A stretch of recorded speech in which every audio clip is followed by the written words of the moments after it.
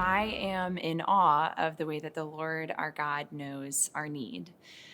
He slowly revealed himself to the people of Israel, starting with the very first man and woman, and then to Abraham and Isaac and Jacob, slowly telling them a little bit more and more about himself.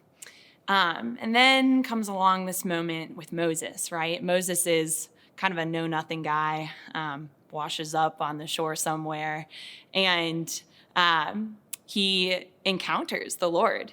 He encounters the Lord in a very real way that had never happened before. The Lord appears to him and starts to tell Moses who exactly he is. He starts to tell Moses who he is so that the people of Israel can know who he is.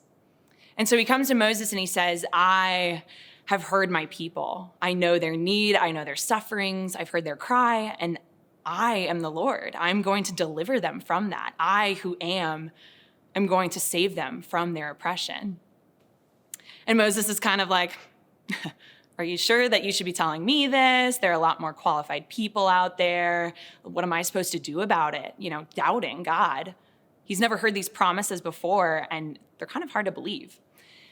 And God just reiterates, no, I am the Lord, your God. I know my people. I've heard their cries. I'm going to deliver them from this oppression, from slavery. And Moses, once again, well, no one's going to believe me if I tell them about this. What do you mean that you're going to deliver us from slavery, something that we've known for so long? You, the Lord, that we don't even really know as well. And what's remarkable is God's response there.